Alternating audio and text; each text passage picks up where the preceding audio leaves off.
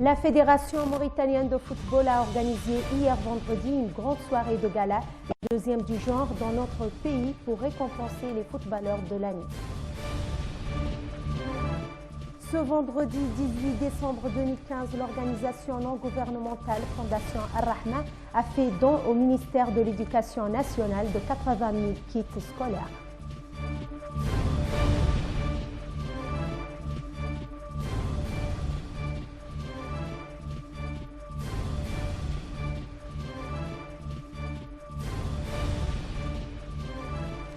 Au Niger, la fête nationale a été célébrée dans la sobriété en compassion pour les victimes du terrorisme avec un défilé militaire à Maradi, capitale économique du pays. Bonsoir. La police mauritanienne a célébré vendredi, à l'instar de ses consoeurs du monde arabe, sa fête nationale qui coïncide avec le 18 décembre de chaque année et qui correspond à son 30e anniversaire de la fête de la police arabe. Une cérémonie de levée des couleurs a été organisée à cette occasion à l'École nationale de police en présence du ministre de l'Intérieur et de la décentralisation, des ministres de la Justice et de la Défense et du directeur général de la Sûreté nationale, ainsi que de certains invités. Le ministre de l'Intérieur et de la décentralisation et le directeur général de la Sûreté nationale ont passé en revue des formations de la police venues rendre les honneurs. Les invités ont suivi des démonstrations techniques exécutées par des unités spécialisées de la police nationale dans les domaines de la lutte contre les émeutes, le terrorisme et autres crimes connexes. Le ministre de l'Intérieur et de la décentralisation a indiqué que cette commémoration intervient dans un contexte difficile traversé par la sous-région et caractérisé par la recrudescence de la criminalité organisée et du terrorisme. La Fédération mauritanienne de football a organisé hier vendredi une grande soirée de gala, la deuxième du genre dans notre pays, pour récompenser les footballeurs qui se sont illustrés au cours de la saison 2014-2015. Un reportage de Babacar Nam. Cette soirée de gala, la deuxième du genre dans notre pays, a visé à récompenser les footballeurs qui se sont illustrés au cours de la saison 2014-2015 et à les encourager à poursuivre leurs efforts afin de promouvoir le football mauritanien. La soirée de gala a été organisée dans une grande place publique de la place qui a permis au président de la Fédération mauritanienne de football de remercier tous les sportifs mauritaniens, en particulier les footballeurs. Au cours de l'année dernière, plusieurs noms parmi les joueurs, les arbitres, les entraîneurs, les gestionnaires se sont distingués. Certains même ont brillé et méritent de compter sans aucun doute parmi les héros de notre cérémonie ce soir.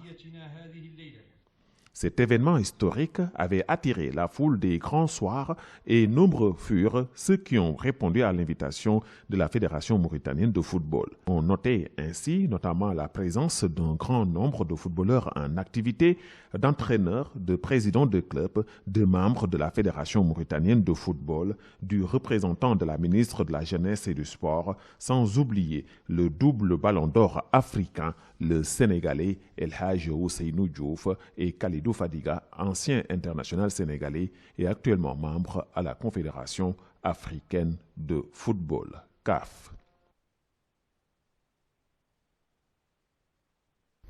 La diffusion récente d'une fausse information sur le leader de l'Union des forces du progrès, UFP, le camarade Ahmed Ould Habab, dans certains médias locaux et réseaux sociaux, a provoqué une grande polémique sur ce qui a été rapporté à son sujet, comme cette présumée reconnaissance d'espionnage de l'armée mauritanienne pendant le conflit du Sahara pour le compte du Front Polisario. Une information erronée que ces médias et réseaux sociaux ont inscrit dans le discours discours que Ould Habab a prononcé au cours des travaux du 14e congrès du Front populaire de libération de Saqiya al-Hamra ou Wad Dhahab, tenu à Dakhla du 16 au 20 décembre 2015. Au vu de ces informations infondées, trompeuses et fausses, ainsi que de la volonté claire de nuire au parti en attribuant des propos inexacts à son délégué au congrès du Front populaire, le camarade Ahmed Ould Habab a des fins de calcul politique étroits.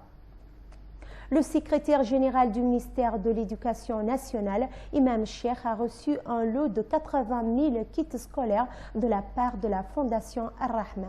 La cérémonie de réception du stock s'est déroulée à l'école Sidi Mokhtar Ndiaye, située à Tarhil, dans la Muqata'a de Riyad, en présence des autorités administratives de Nouakchott Sud et de représentants de l'association des parents d'élèves. Compte rendu, Mohamed Yahya Abdelwadoud.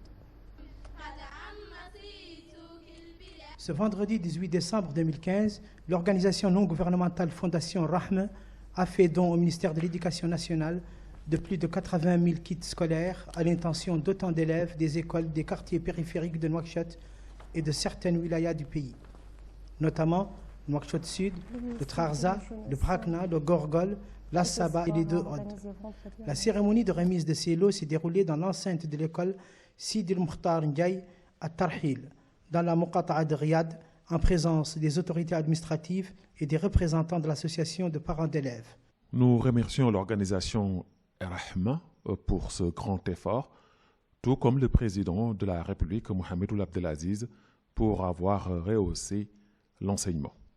Il a signalé que la Fondation Rahma mène une campagne de distribution de kits scolaires. La distribution se fait sur une grande partie du territoire mauritanien et ce, en collaboration avec le ministère de l'Éducation nationale dont le secrétaire général était présent.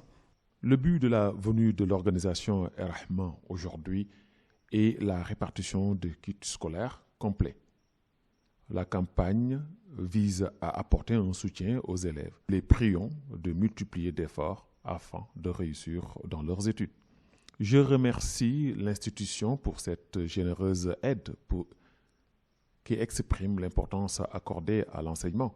Je rappelle que l'institution procédera à la distribution de plus de 80 000 kits scolaires qui seront répartis entre les élèves de 6 wilayas. Consciente de la nécessité d'agir en conséquence, suite à l'annonce faisant de l'année 2015 année de l'éducation par excellence, la Fondation Rahma est décidée à soutenir l'effort de promotion du secteur de l'éducation nationale à travers une aide matérielle conséquente en faveur des élèves issus des couches vulnérables de la population.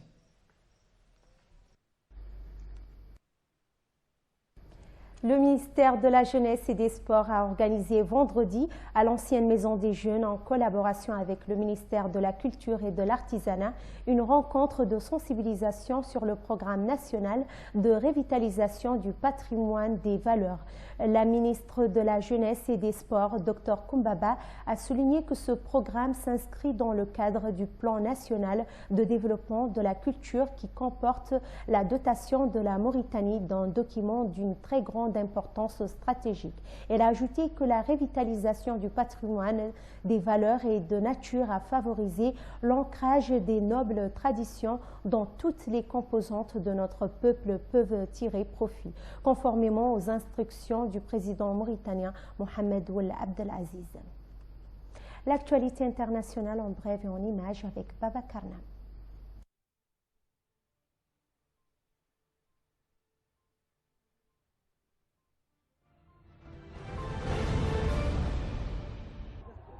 Voilà, son Excellence, Monsieur.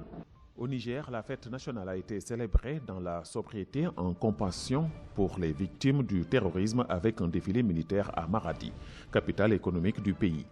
Après avoir annoncé déjouer une tentative de coup d'État jeudi 17 décembre 2015, le président nigérien Mahamadou Issoufou a assisté à la célébration du 57e anniversaire de la proclamation de la République. Aux côtés du chef d'état-major général des forces armées nigériens, le président Issoufou a assisté à la cérémonie du grand défilé civil et militaire à Maradi, dans le centre du pays. Pendant 3 heures, les Nigériens ont vu parader les représentants de toutes les couches socio-professionnelles. Les délégations des 8 régions du pays ont ainsi défilé en arborant les différentes coupes et médailles gagnées lors des compétitions culturelles et sportives.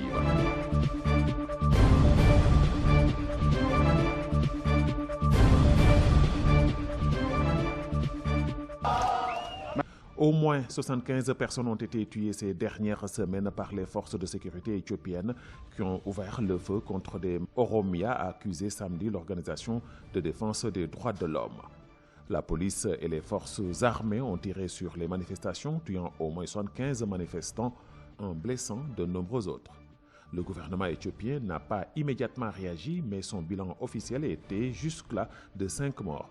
Le porte-parole du gouvernement a affirmé que des manifestations pacifiques avaient dégénéré en violence et accusé les manifestants de terroriser les civils.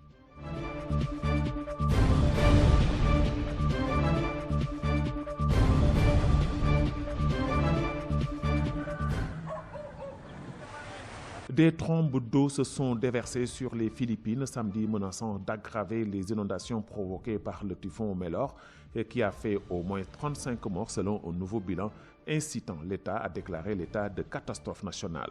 Une dépression tropicale qui a été rétrogradée en dépression a entraîné de fortes pluies sur l'archipel des Visayas et l'île méridionale de Mindanao, selon la station météorologique gouvernementale. Presque tout l'archipel plus d'inondations sont possibles. Mais à l'AFP, le prévisionniste météorologique d'État Robert Batrina.